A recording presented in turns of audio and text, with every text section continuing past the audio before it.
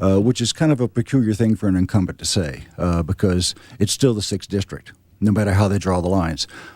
So he would still be the challenger. So it does raise a little bit of a suspicion or plausibility, that maybe he's maybe not going to run, even though he said he would. Why do you think he would not run? Is it his age? Is it just a lack of effectiveness? What would it be about that would cause him not to run? Yeah, and I don't want to get beat up by the AARP crowd because I'm a member of that group, but yeah, that could be one of the possibilities. I mean, Roscoe is getting a little bit older, and that might be a concern for him and for his staff to put him under the stress of a campaign, especially this year because he's going to have a plethora of Republican challengers. The perennial challenger to him, Joe Christoforski out of Carroll County, is I'm sure going to mount a very strong offense against Bartlett. So you think there'll be people running against him? Yeah, 2 have already filed. Brandon Rippion, who moved up here from Montgomery County and had ran for a county position in Montgomery, but now is up in Frederick. So he's already filed, and Christoforski has filed. But there's a couple of other candidates out there that could be late filer possibilities, and one of them might be our own Sheriff Jenkins from right here in Frederick County. Really, our own Frederick County Sheriff. Yeah, okay. Yeah. I think the Republicans are looking at where is their best opportunity to take the Bartlett seat. We know that the Bartlett seat's going to come open at some point. Mm-hmm. Alex Mooney has said, I think in conversation, that he would be interested, but he did make a pledge and promise to Roscoe that he wouldn't challenge Roscoe directly. That does raise the possibility that perhaps even though Alex is enjoying himself as the GOP chair, this might be a cycle where they decide to get together and cut a deal, and that way Alex is clean. He didn't break his promise, but he gets to run and try to leverage his GOP chair status to get him into the seat. Interesting. If a Republican candidate were to challenge Roscoe Bartlett, then what would be their talking points? What would be their, their issues that they think that would make them a better candidate than Roscoe Bartlett? Well, I think there's a couple of issues there. They're probably going to have to come down as a centrist moderate Republican on their policy. If they come out on the same side of the aisle regarding Medicare as Roscoe, that's going to be a strike against them. That makes them and Roscoe equal, so there's no differentiation there. They're going to have to show a plan of bringing jobs into Maryland, specifically Western Maryland, the 6th District, which Roscoe has not done. Mm-hmm. They've got to show how when they get to Washington, they're simply not going to have their hand out behind themselves, taking money from Northrop Grumman and Rolls-Royce and companies like that, and instead voting on the interest of us, the citizens, versus the special interest. Right. Well, one of the things that Roscoe Bartlett's always come under criticism for is that he had said it was only a one-term candidate, and he's been there for how many years now?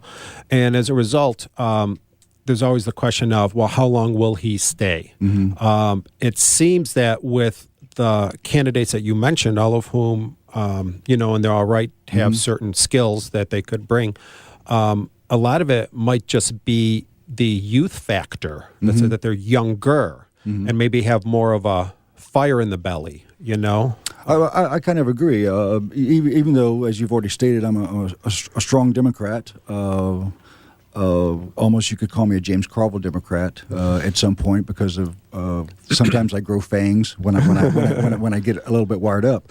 But I think you're right. Speaking on behalf of the Republicans, and hopefully they won't take exception that I'm doing this on their behalf, the Republican Party itself in Western Maryland may be looking for younger representation because at the end of the day, the issues that we're facing today have less to do with Republican versus Democrat and more to do with citizens, lack of jobs, Medicare and social entitlement programs and things like that. You don't have to stand up and say you're Republican, Democrat, Libertarian, Independent, or unaffiliated to address that issue. All you have to say is, I'm a citizen. So I think on that count, Republicans themselves might be looking at fielding a candidate that they believe will really provide best interest for them in representation, as opposed to what Roscoe has done. So from your perspective, is there one issue that kind of rises to the top, Patrick, that says, okay, this is Roscoe Bartlett's Achilles heel that the Republican Party members would kind of glom onto and say, okay, this is Bartlett's weakness. This is the issue that, which one would float to the top as I ask you that question? If you don't mind, I'd like to do two of them. Okay. The first one with the highest priority is absolutely Medicare. Medicare.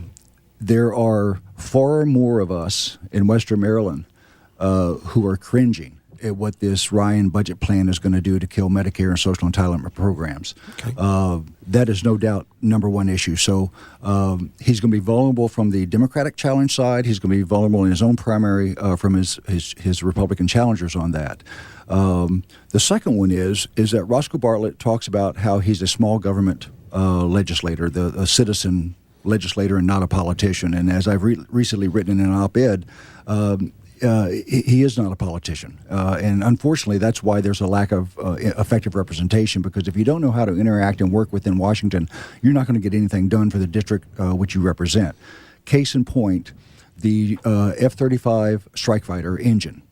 You've got one company that already builds the fighter and builds the engine for that fighter. Roscoe, along with several of the members of the House, are pushing to have a separate company, Rolls-Royce, build a second engine for that jet fighter, which means you have no standardization of parts between those two engines. You have to have two contracts to manage, two inventories to manage. It cost over $4 billion. But to Roscoe's favor, it'll be in House Speaker John Boehner's district.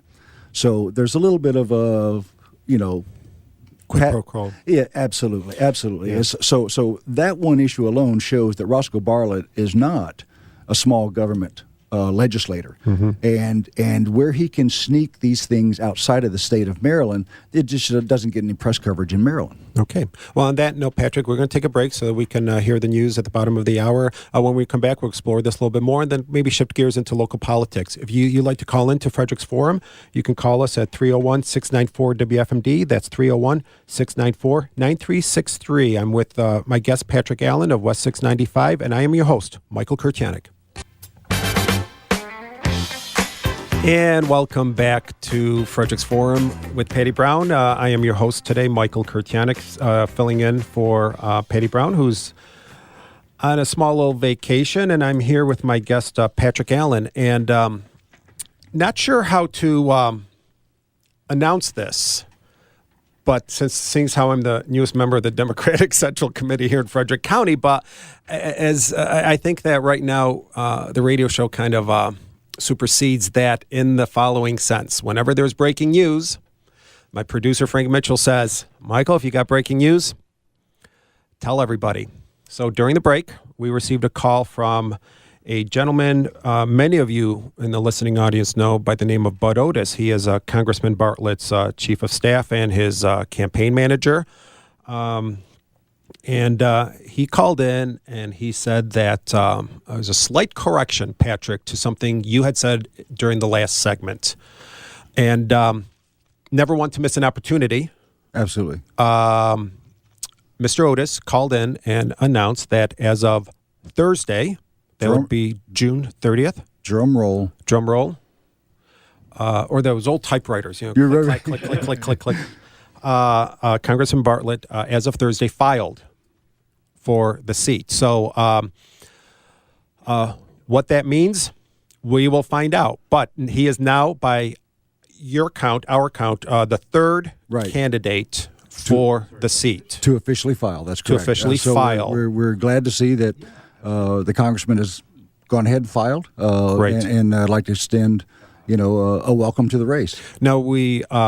at WFMD apologize because we did not get a press release on this. It was just a phone call we just got a few moments ago.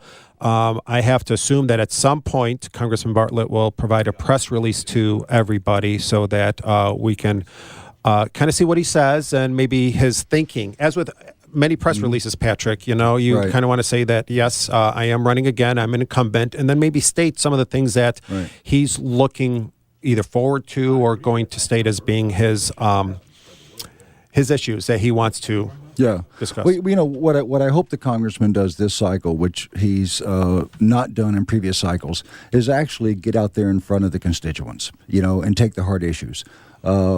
I appreciate that the town hall format, because I believe that gives the congressman an opportunity with a microphone in his hand to stand there and take the questions. And that's why we, in Western Maryland, those who voted for him, voted him into office to tackle hard issues on our behalf and for the nation's behalf.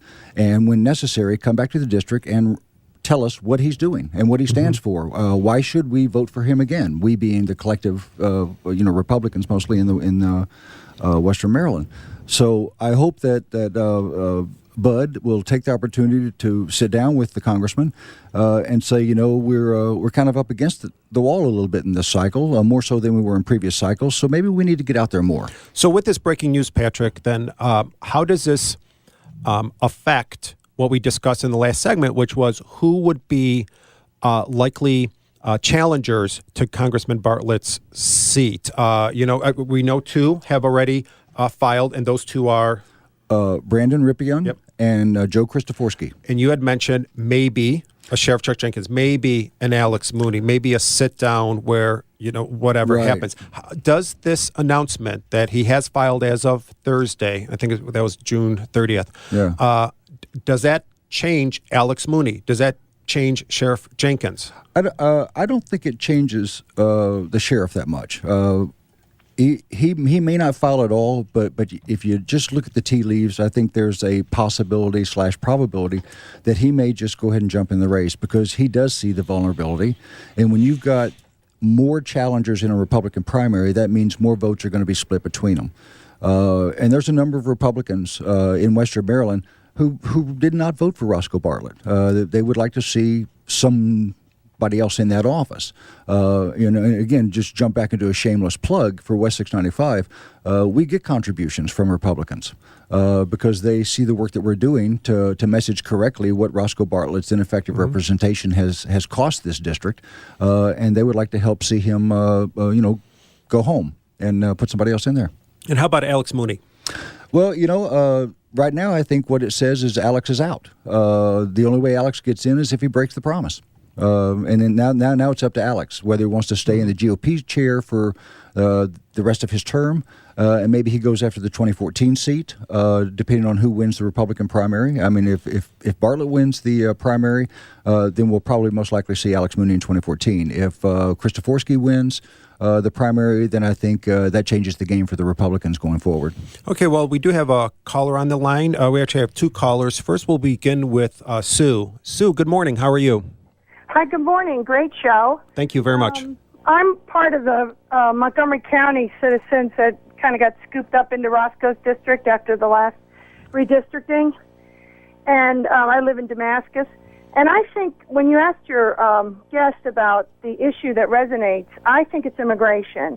I have to tell him Medicare and Medicaid and all that is taking a second place to immigration. And if he doesn't believe that, he should look at the 132,000 signatures that we collected in just less than 2 months to kill the DREAM Act in Maryland. Also, Roscoe has voted the right way. He voted against the stimulus. He's voted against the DREAM Act.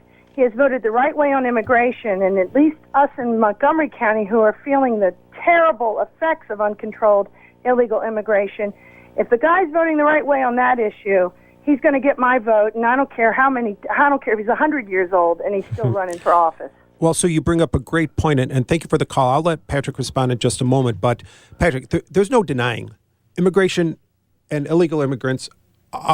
These are big issues in the 6th District. Absolutely. In Maryland and in the good old USA. Absolutely. So how do you respond to Sue's call? She's not alone. There are others like her who are thinking the same thing. How do you respond to that? I agree with her point. I'm glad she called in and made it. I think when you look at the 6th District as a whole, Western Maryland as a whole, you have to look at where are the pockets of interest and issues that affect those constituents the most. Now, certainly down in the Damascus area of Montgomery County, northeast of Montgomery, illegal immigration